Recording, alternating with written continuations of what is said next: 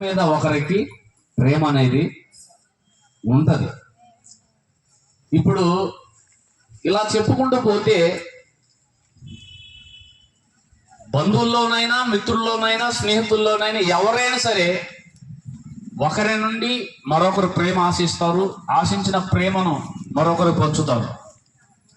ఈ వ్యత్యాసం వస్తే మాత్రం ఆ స్నేహమైనా, కాపురమైనా, మరొకటైనా కడ వరకు సాగదు. అవునా? అట్లాగే ఇప్పుడు దేవుడు మనల్ని ప్రేమించాడు అనడానికి రుజువు ఏమని చెప్తారా? రుజువు ఇప్పుడు ఉదాహరణకి, అమ్మా నీకు వివాహం అయింది అంటానికి రుజువు అడిగితే ఏం చెప్తారు? తాలిబొట్టు చూపిస్తారు. మన భారతదేశ సాంప్రదాయాల ప్రకారం తాలిబొట్టు చూపిస్తాం, లేదంటే కాలుకి మెట్లు ఉంటాయి. కొంతమంది తాలిబొట్టు లేకపోయినా కాలుకి మెట్లు వేసుకుంటారు కదా. ఆ పురుషుడు అంటే అంతమంది రింగులు ఉండేవి, గుర్తులు ఉంటాయి. నాకు వివాహం అయింది అంటానికి కొంత గుర్తులుగా. అట్లాగే దేవుడు మనల్ని ప్రేమించాడు అని మీరు ఎలా చెప్పగలుగుతారని ఎవరైనా రుజువు అడిగితే మీరు దానికి ఏం ఆన్సర్ ఇస్తారు?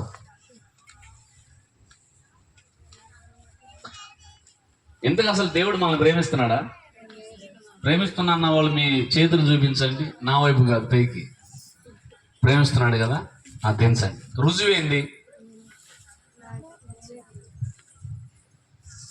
ఇప్పుడు ఎవరన్నా అన్యులు వచ్చి, నాస్తికులు వచ్చి, లేదా మతోన్మాదులే వచ్చి దేవుడు మిమ్మల్ని ప్రేమిస్తున్నాడని మాకు చెప్తున్నారు, మిమ్మల్ని ప్రేమించాడు అనడానికి రుజువు ఏందని మిమ్మల్ని ప్రశ్నిస్తే ఏం జవాబు చెప్తారు?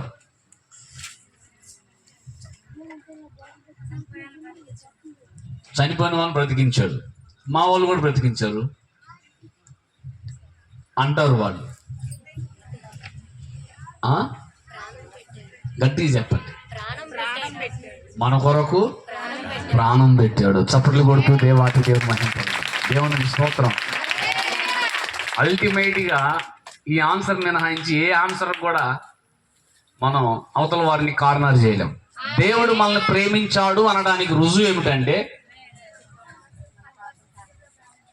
ఆయనే మన కోసం ఎందుకు ప్రాణం పెట్టాలండి? కారణం ఉండాలి కదా. ఎందుకు ఆయన మన కొరకు ప్రాణం పెట్టాలి? సర్వమానవాళి కొరకు యేసు ప్రభు వారే ఎందుకు ప్రాణం పెట్టాలి అని అడిగారండి. ఏం చెప్తారు? ఏం చెప్తారు?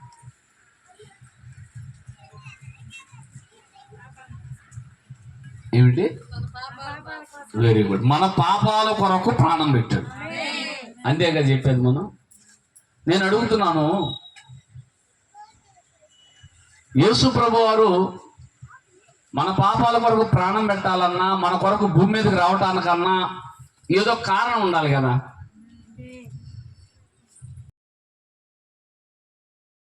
ఉండాలా వద్దా?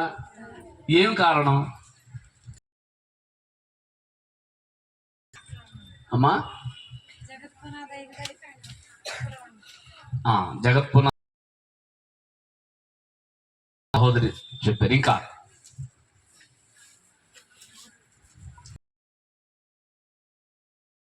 ప్రభు వారు భూమి మీదకి మనం పాపులవని రాలా, ఆయన పిల్లలవని వచ్చాడు. ఆయన దేవుని పిల్లలము అనడానికి రుజువు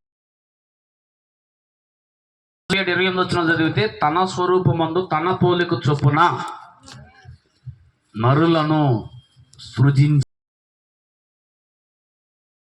ఆదికాండం 2:7 వచ్చేలేకే నిర్మించి అని ఉంటది.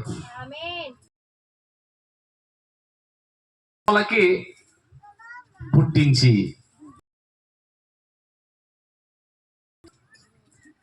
సర్వమానవాళిని ఇప్పటి వరకున్న,